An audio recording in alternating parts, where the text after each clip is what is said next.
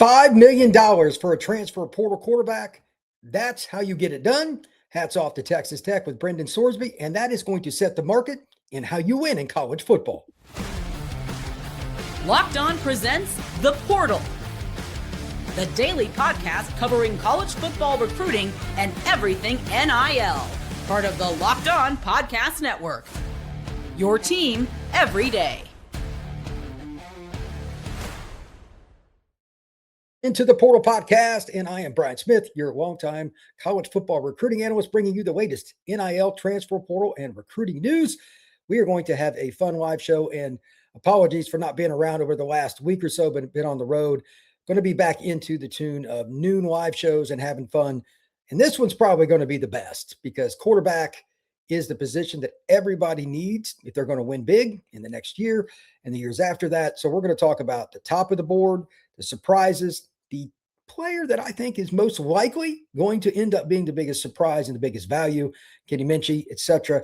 But overall, this is my theme. And the number one thing you need to take away, whether you like it or not, if you do not spend big on the quarterback position, the chances of the team that you root for winning big are all but nil. It's just not really possible in today's world. And it's cool if you've got your own guy that you brought through the ranks and he's next up and you don't have to spend the money. That's fine. But I'm talking about teams that actually need that quarterback to get over the top. There is no going cheap. There is none at all. Colton Joseph, the quarterback that just committed to Wisconsin, I was told he got just under $3 million, and he's probably not one of the top 10 quarterbacks in the portal. So what does that mean for the guys at the top? Well, let's talk about that. Brendan Sorsby reports are $5 million, and that's exactly where I thought it would be. Danny Cannell even mentioned $6 million as a possibility for him. So whatever the number may be, $5 million or more, Texas Tech had a problem. Anybody that watched the boring college football playoff game where Oregon just completely toyed with Texas Tech's offense, you see what it is. I mean, you don't have a quarterback, you're not going anywhere once you reach the playoff. So that will be at least one part of the leg that Texas Tech has eliminated for next season because Sorsby can run. He's experienced. He's won at schools that aren't as easy to win at. Like he was at Indiana, then he was at Cincinnati. When he was at those programs, like did either one of those teams have elite players at offensive tackle, et cetera, when he was there at those schools? No. Did they have across the board dynamic receivers, tight ends, and running backs with depth, like all the above? No. And they were still competitive, and he's the reason why. And this year, he really took up his level of play as a runner. So if you're going to look at it from a top of the board perspective, with the caveat that he's also healthy, I'll get into the Sam Leavitt situation momentarily. I don't think there's any doubt about it. If you were going to pay $5 million this year for a quarterback, I think Sorsby is the safest bet. Proven, he's a big guy. He's 230 plus pounds. He's a guy that's won with teams that had less. He's not going to have as much talent at Tech as he would, say, at LSU or Miami necessarily. But then again, maybe they'll go get some more guys. And that's where this part of the $5 million equation comes to full fruition. If you get Sam Leavitt, Brendan Sorsby, or any other quarterback that you think is going to fit for you this year or another year and give you a chance to win, here's the big part of it. What receiver isn't going to want to play with a winning quarterback? Somebody that's proven. Again, we'll talk about Leavitt in a second, but let's just use Sorsby. He was helping Cincinnati, a team that nobody thought was going to be that great this year. They almost won at Nebraska. They gave everybody fits in the Big 12, and they don't have the same kind of roster as a lot of other schools. Sorsby was a main part of that, making the right decisions at the line of scrimmage, when to run, when to give up a pass play. He is a team-first guy. That's how you win football games. And I understand all the old school people like, I don't like the $5 million for a play. I get that. But again, if you want your team to win, and barring you just having that guy coming up the high school ranks that's a dude, here it is. Like again, Colton Joseph got just under $3 million for what I heard, and he's not a top 10 portal quarterback in my opinion. He's on the cusp. But if he got almost $3 million from Wisconsin, what do you think some of these other guys are going to get? So let's talk about Sam Leavitt for a second.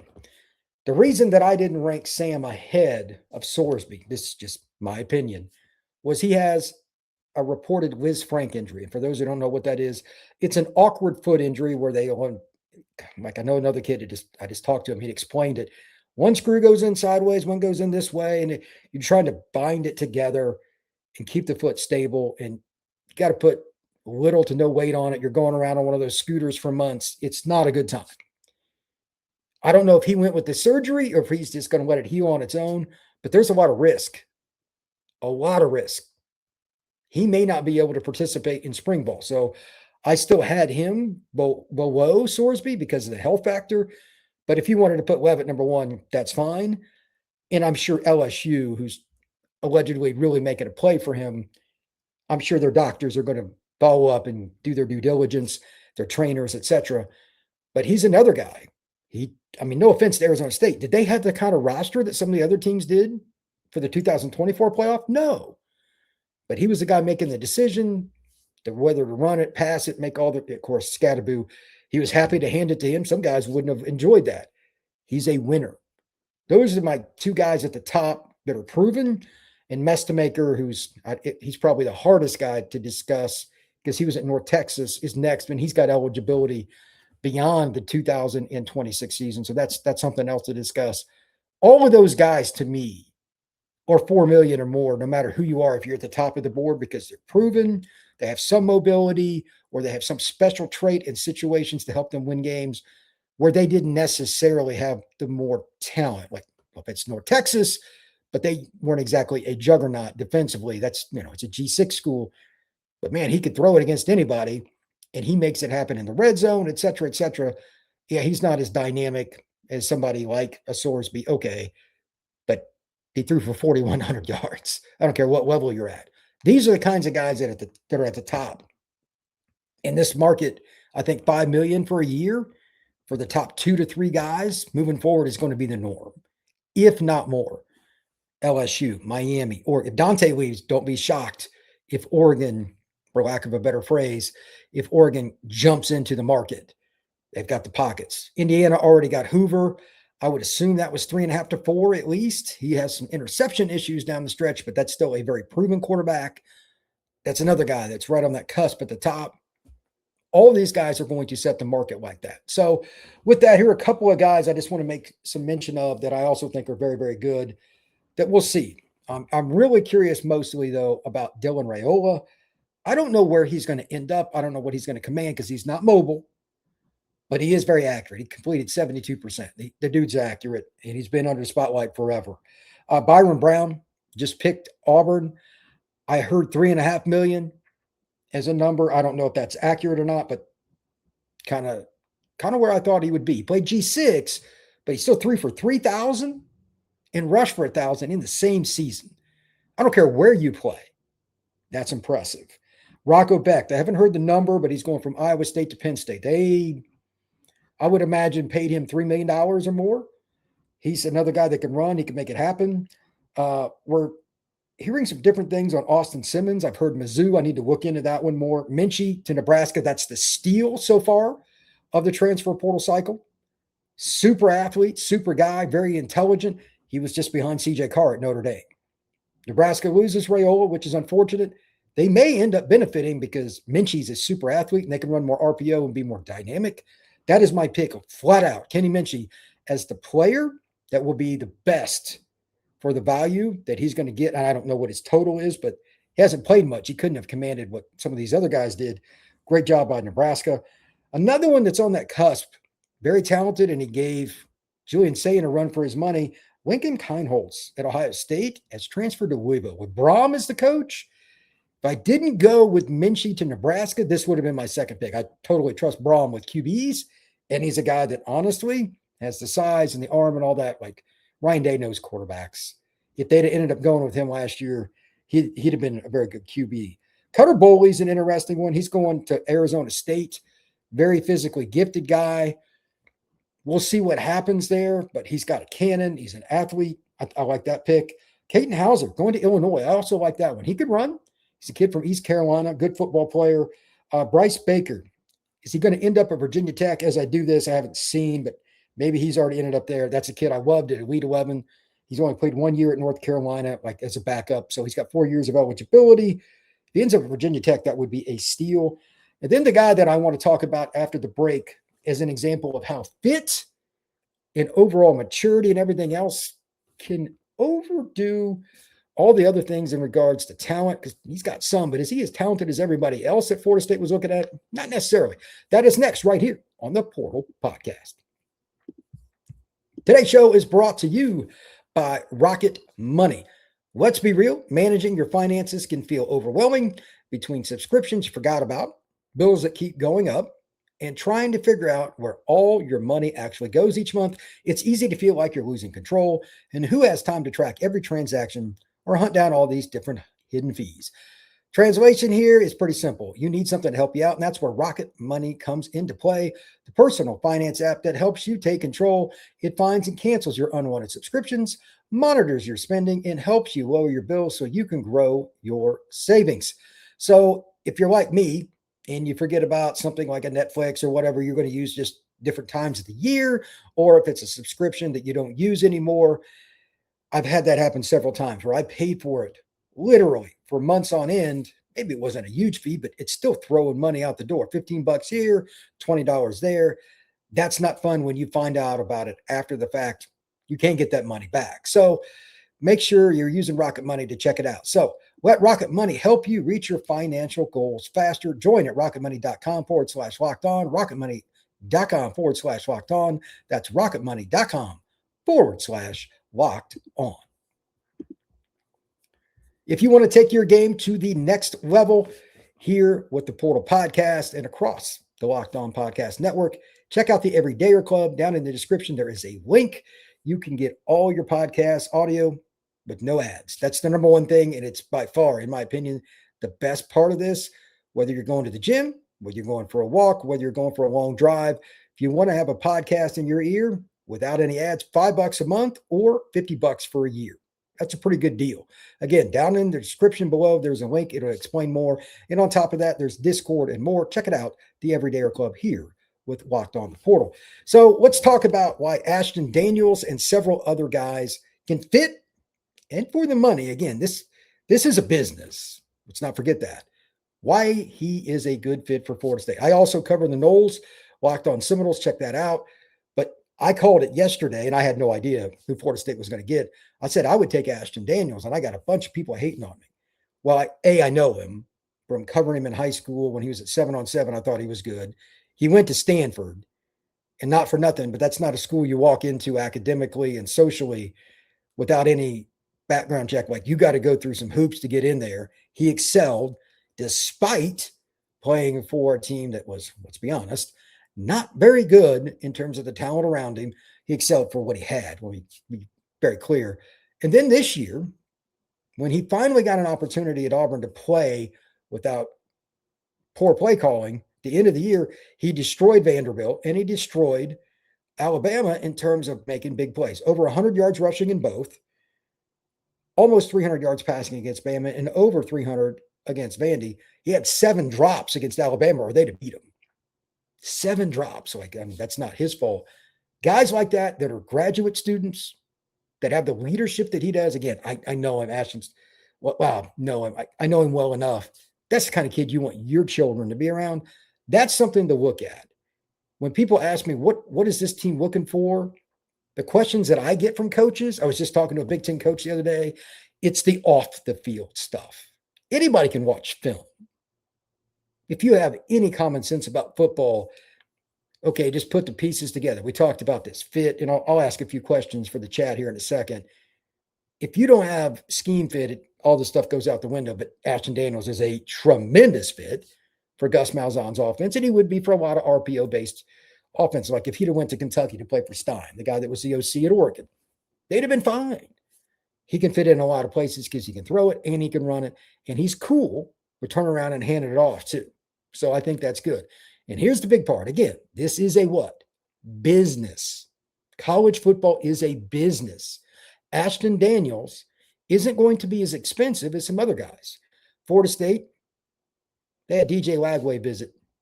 They also had Anthony Calandria, 2 guys that were starters last year. Probably more expensive. Be my guess. I don't know the specifics, but And I've been around all three of those guys. They're all good dudes, all of them. However, give me the guy that's experienced, that's going to allow his depth chart to mature. Like they've got Kevin Sperry waiting in the wings. He's only going to be there a year. I'll come back to that in a second too. That's a good value. And they're not spending $4 or $5 million like they did on Sorsby. And to be fair, Florida State, just as an example, they're not exactly in national title mode here. Just fair, they're not. Where are you in your progression as a program? There are a lot of little things about how much you're spending. But can he go out and throw for 2,500 and run for 800? And they just got their running back from Texas, Wisner. Like they're in a pretty good spot with Chrome and some other guys. They're going to run the ball next year, and they got three really good receivers. Florida State's offense, they got Landon Thomas back. With a mature team-first quarterback, they'll actually be pretty good. That's at the offensive side of the ball. I don't know about defense yet. They got a long way to go there. But Florida State's going to be pretty darn good. And they're not going to spend as much. This was a good play. And again, I don't know the specific numbers, but there's no way his number was as expensive as some of the other guys. Good play by Florida State, and you can use that as a barometer for many other schools. Not everybody is in title mode. Florida State needs to get to a bowl game. Florida State needs to be competitive. Florida State needs to show signs of life to their fan base and their boosters. Ashton Daniels will absolutely do that. All right, I want to read off a few questions here, and I'll come back through them. If you want to comment on the chat, or if you're listening to this later, watching on YouTube, whatever, comment down below. But this quarterback questions here. For a portal quarterback, if you're going to bring one in, especially has more than 1 year of eligibility, how much risk are you putting your roster in, more specifically the quarterback depth chart, because those players are going to bail? That's one of the reasons I liked Florida State to go out and get Ashton Daniels. Kevin Sperry is a freshman there, and again, just using this as a barometer, he may not transfer with a 1 year guy. With a 2 year player, what was the chances of keeping Sperry? Probably not very good. Just my opinion. Number two, are you overspending to get to where you need to be at quarterback and taking away from something else? In other words, paying Peter and like to rob Paul, and robbing Paul at the same time. That's, you can't take away from D-line or offensive tackle to get a quarterback. Sometimes you got to go a little less to make sure you don't have holes. Don't forget about that. Number three, I talked about this briefly a minute ago, quarterback fit. Does the guy that your school, whoever you root for, are they getting a quarterback that's going to fit that OC and quarterback coach? That's a checkbox. I'll give you an example. One of the reasons I wanted Florida State to get Ashton Daniels instead of DJ Lagway, and DJ's very talented. Do we really think DJ, with all the injuries he's had the last 2 years, really wants to be the quote-unquote prime runner in Florida State's offense? That's just one example. There are other times somebody goes, oh, we want to get a little more mobile, but they're more pass-happy. Don't go get a guy that's not a very accurate quarterback that can run if you're running air raid. You've got to fit. Number four, the multiple years of eligibility. Depending on where you're at, that can be good. You've got to make it fit your schools. Is the school you root for, is it really finding the right fit and the right amount of eligibility? Because it depends on everybody's depth chart. So the answer to that is dependent on the school. And then finally, perception. This is the one that I will harp on to the day I die. If the team you root for is taking a portal quarterback every single year, high school recruiting is going to be rough, especially now. Kids more than ever expect to play early. It's not really realistic because I have never spoken to a quarterback coach in my life that really wants an underclassman starting for him at quarterback. Ever, ever, ever. They all want juniors, seniors, and fifth-year seniors. But the young players want to start as sophomores. So there's always going to be the problem with guys entering the portal. But if you don't bring in the right guy to keep balance and at least give yourself a chance to keep guys on the roster, every other year you're going to be in a tough spot. And that might be the year that the rest of your roster, especially in the trenches, is ready to make a playoff run. Having an experienced quarterback's great, but also having one that's next up that's at least knowing the system to a level where you're feeling comfortable. He could probably win the job, and then maybe you get a portal quarterback that next spring that competes with him instead of as just a dude, is the way you can keep him around. If you're always going big game hunting and spending $5 million like Tech is on Brendan Sorsby, are you really going to be a team that can win it? That's going to be hard. A lot of other players are not going to be happy. The locker room is going to be iffy. It doesn't work like that very often. So few exceptions, but not very many. So with that, let's check out what we got going on in the chat today. And thank you to everybody that showed up for the live show. It's fun. All right, Katie. I do believe a week or so ago, I said the era of 5 million quarterbacks is upon us. Yes, you did. 100%. And I don't know if anybody else, to Katie's point, will end up being a $5 million quarterback. That's a good question. But I do know this, despite what has gone on so far in the portal, there's always the chance something changes. Like if LSU misses out on Leavitt, there may be a guy that's below him on their board that ends up getting more because they have to get somebody. Supply and demand, circumstance. LSU's fans, I'm just going to use LSU as an example. This is a great point by Katie. They expect to win yesterday. Kiffin is the big name coach. So the circumstance with the team, again, are you in title mode? This is very touchy because I spoke to some recruits at the Under Armour game that were going to LSU, D-line and wide receiver room, running back room. Like they are starting over at some spots. I'm not as high on LSU as I once was. We'll see what Kiffin does because he's a great evaluator. He's maybe the best, but that's going to be hard. So if you have to overspend at quarterback, again, you're robbing Paul to pay Peter or robbing Peter to pay Paul, whatever the old saying is. Look, you can't take away from every spot just to get the quarterback. Kiffin knows that. So it's very important you find some value plays, even if it's not quarterback, at other spots. Katie, Sam Leavitt has had Liz Frank surgery and some of off-field behavior issues makes him a perfect fit for Mario Cristobal's culture. Obviously, Katie is not a big fan of Miami. I don't know Sam at all. I've never been around him. I'm not familiar with him. He's a kid from out west. I believe he's from Oregon. But at the same time, the Liz Frank injury is tough. It's an injury that over half the time it has another break. Why that is, I don't know. But if you have this surgery, it takes a little longer to heal, but you have a less percentage chance of the break. I don't know when he's ready to play. And my big question with Sam, regardless of where he goes, would he be available to at least do some things in spring ball, or is he just hanging around in a boot, can't do anything? Because if that's the case, I don't know how you take him and pay him a big salary.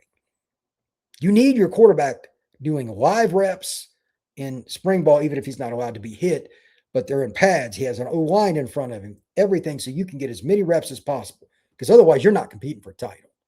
I don't care what LSU or any other team signs around Sam Leavitt, whoever he ends up with.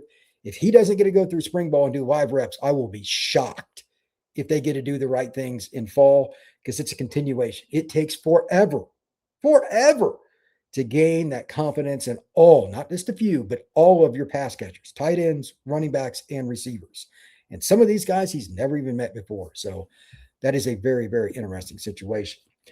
Donnie, Wisconsin so far doing what they said they would. Ponying up, need wide receiver as well. Yeah, look, I'm going to do a podcast later today, actually, with Ryan Herrings talking about Wisconsin. I even told Ryan something the other day about fell over when I was on the phone with him. I'm like, I'm going to be positive about Wisconsin. He couldn't believe me. I'm like, they're spending money. They're going out and getting guys. It's the only way. And that's the only way they're going to get receivers. But Colton Joseph certainly helps, but he's not a dynamic passer. He's one that is probably better as a runner. They're going to run RPO. I'm curious to see what they get at receiver. Receivers coach there, it's got a tough job because the reputation is it's a run-first school. But if you could just get a few and get a good tight end, you could have a pretty explosive offense. Colton Joseph, for those who don't know, he played at Old Dominion. He had 179 rushing yards last year against Indiana. Nobody since Kurt Signetti and that crew collectively have been in Bloomington has taken apart the Hoosiers defense like Colton Joseph. And he's a quarterback. So even if he's just a decent runner this year and he passes a little better, or maybe he doesn't pass great, but he's got so many physical gifts, Wisconsin's offense is going to be better. 22, busy 43. Most of these guys aren't worth $5 million. Right, they're not. Set the market. I didn't say across the board. Let me be very clear. I'm glad you said that. Leavitt, if he was healthy, would get $5 million, in my opinion. I think Sorsby will be the only one. This isn't an elite year for quarterbacks, meaning top of the board kind of guys. Like if you remember, Cam Ward almost went to the NFL draft, announced and decided to go to Miami. Okay. You look at it on the back end of this, is there somebody that I would rank as high as Cam? No. But at the same time, just below it. Sorsby's close. I don't know if he's quite as accurate as Cam was or as dynamic and throwing from all the arm angles. He did a lot of crazy stuff, but he's still very talented. So that's kind of where we're at. Let's see. Tried, but 473. Donnie, they just bought in Ohio State defensive back Bryce West. Okay. Well, there we go. Wisconsin's doing a lot of, like, they're spending. I was told they were going to be top 1/3 of the Big Ten, give or take, in spending. Good for Wisconsin. Let's see what we got here. Brian Patchett. Thanks for the content, Brian. Go Badgers. Wisconsin's getting better, man. I'm just glad that there's going to be more balance in the Big Ten. That league has been very top heavy the last few years. Tried. Didn't Menchy decommit? If he decommitted from Nebraska, I missed it. I've been doing a bunch of stats this morning. If anybody wants to comment on that, fire away. Oh, wow. Menchy's at Kentucky now. Well, maybe he's going to go to UK. By the way, I said it a little bit ago. If Ashton Daniels had gone to Kentucky, would have been a great fit. Menchy is a very good athlete. I don't know if he's as fast. Like Daniels could probably have played another position. Menchy might have been able to as well. He can do a backflip. He's a guy that can make people miss. They're very similar. Menchy at Kentucky would be interesting. Stein's a quarterback coach, man. Katie, who committed to Nebraska and a day later left for Kentucky? That's Menchy, I guess. I must have missed that. My apologies. Wagway is the mystery man. Where does he fit? Well, this is my take on DJ Wagway. And everybody can take this however they like. Fire away in any direction you want to go. If he is healthy, or when he is healthy, he'll have a really good year. In my opinion, it would be best, although this is not going to fit the era very well, if DJ didn't even play next year, got 100% healthy, worked with the trainer in the school wherever he ends up, and they run more of a traditional pro-style offense. I don't want to say Michigan 2023, but think of that offense, but throwing the ball a little bit more because not many people are going to have the line that Michigan did that year. And he could just run play action. He runs 5 times a game. 2 or 3 scrambles, 1 or 2 quarterback sneaks or draws or something. That's it. He needs to not be taking shots on that shoulder, ankle, everything else. Fewer shots, more pro style, more play action. He's a very good deep ball thrower. He's a big guy. He can go get you a few yards here and there. Fewer shots on him. But I think he needs a year to heal. And I just don't know where he's going to end up. I heard that he was visiting Virginia, but I don't know. Rod Smith, 2216. Miami going after Ty Simpson. Interesting. My question, I'm not saying he can't play because he definitely can. What's the status with Ty Simpson's back? Are we convinced that Ty Simpson is even going to be kind of like with Sam Leavitt? Is Ty Simpson going to be able to go out there and perform in spring? And if he does, is it going to be detrimental to the team long term? I heard back injury, and I knew something was wrong with him. I called it when he kind of fell. I'm like, they're not announcing it. They're all lying on these reports going into the week. The SEC and everybody, they got to return in these reports about who is and who isn't healthy on injury. They lied. Alabama lied. Oklahoma lied about their court. Everybody lies about the quarterback. But are we sure that's a good idea? That's an interesting one. Let's see here. Tried, but 473. Earl Little to the portal. Oof. Yeah, Florida State, not in a really good spot, in my opinion. But let's see. Rod Smith. Brian, what do you think about Phil at Florida? Or Philo at Florida? This is a fascinating. I'm glad you brought it up. That's one of my extras here. Let me make sure I didn't miss anybody. Wow, you brought that up. He was, if I remember correctly, coming out of high school, played at Prince Avenue, which is just outside of Athens. He set the state record for total yards. He could spin it, but he played at a lower level. That's 1A private ball. And he hasn't played at Tech, but he did play every day in practice under Buster Faulkner, who's now at Florida. So with that being in mind, how are they going to surround him with playmakers? As long as they don't lose Dallas Wilson and some of those guys, Trey, they should be pretty good. But my other question is, how much is he going to run? I don't know what kind of mobility he has. I never saw him play live. He's a fascinating one. And my second question for that is, who's the other quarterback they're going to bring in? Because they need two. They need two. Is it going to be just like an FCS kid that was just whatever and filling out the rosters so they can have somebody for the scout team? Or are they going to bring in somebody to compete with it? I have no idea. I need to talk to Brandon Olson and some other Florida people.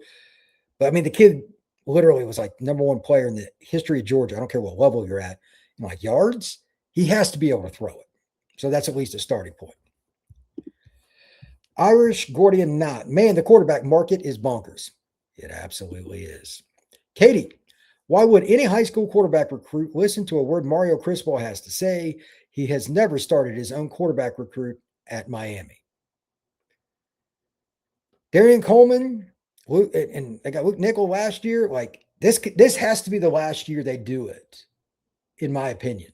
And I'm sure they'll lose Emory Williams this year if they take one. So we'll see. Donnie, Brian, how shocked were you with Colton going to Wisconsin? I wouldn't say I was shocked because Ryan Herrings had told me that, hey, they're going to spend a bunch more money in the portal.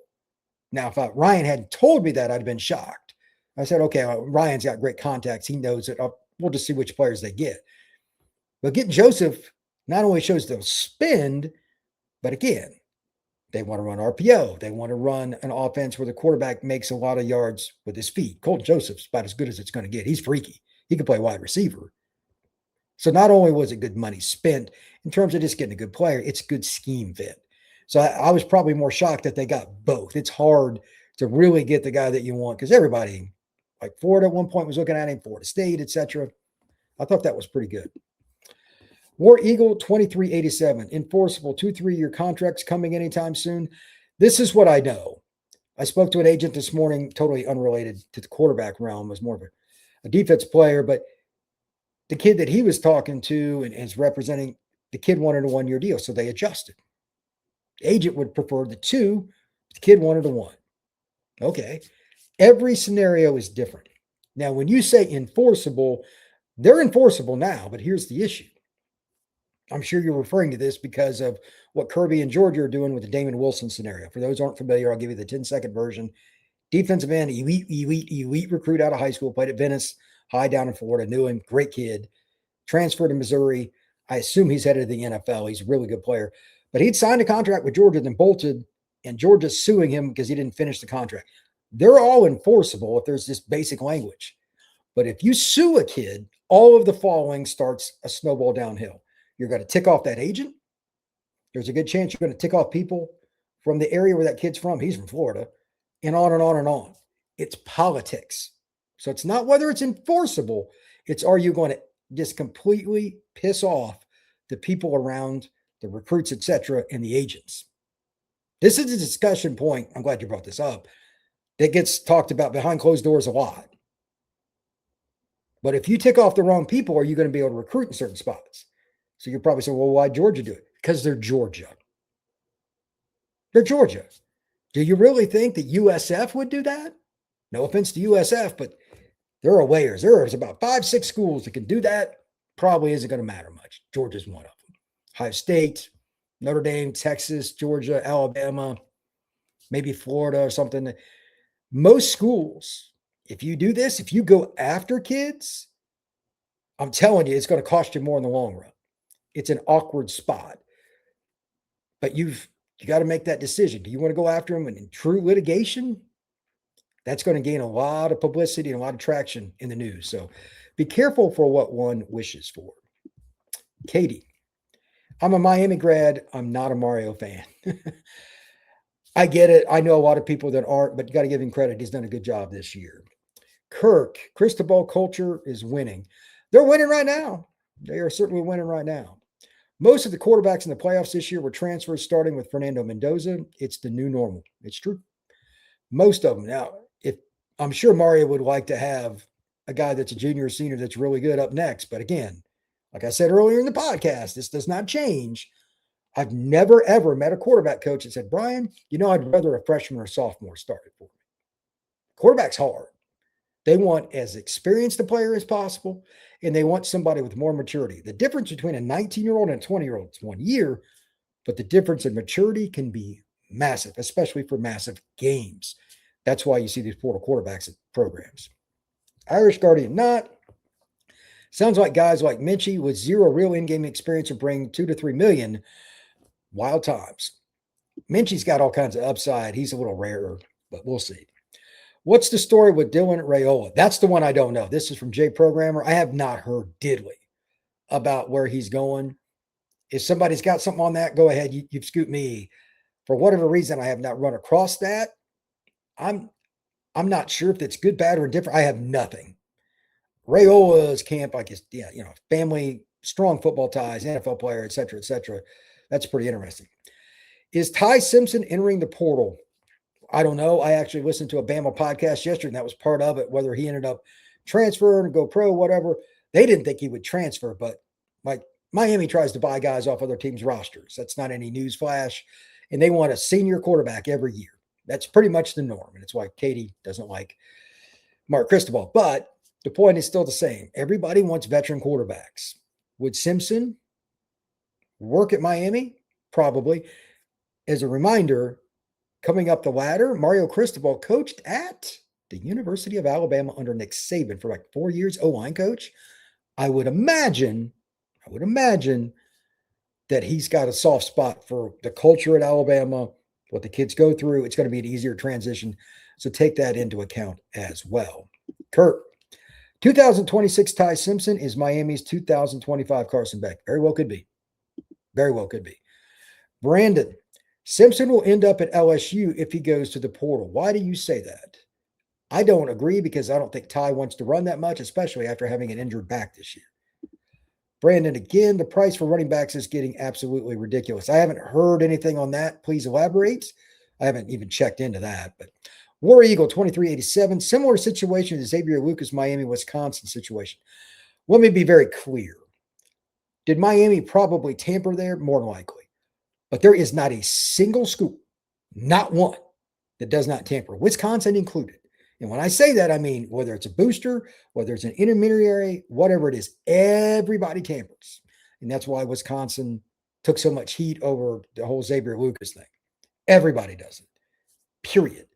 So I don't know who's next to try to sue somebody else because you're going to look bad, but I don't think that's going to happen very much. Just my opinion.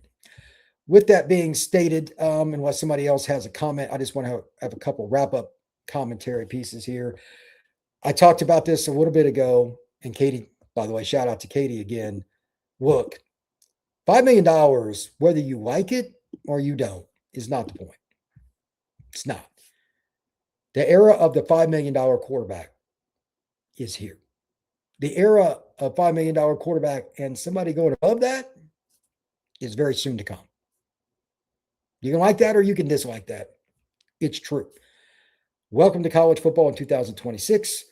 For the teams that are trying to make a title run, they may overspend because without a quarterback, just like in the NFL, you have no shot. Just none.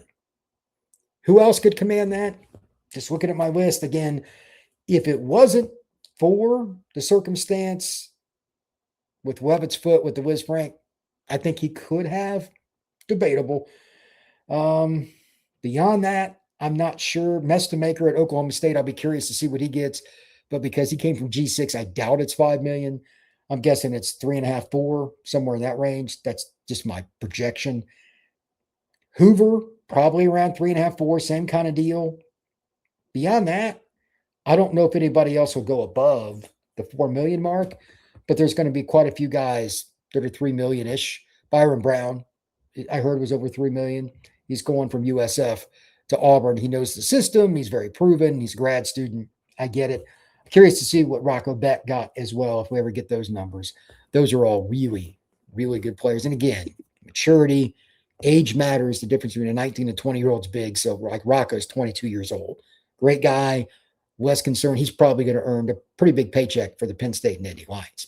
Thank you once again for making the Portal Podcast a part of your day. And we are back with live shows at noon the rest of the week. This is fun. Definitely talking more quarterbacks, most definitely. But we're also going to be talking about players at other spots. This was just kind of getting back in the groove, and quarterback is the natural start to it. We'll have plenty across the board tomorrow. I'll probably do more of a general overview. But thank you once again for checking out the Portal Podcast. We will see you again soon.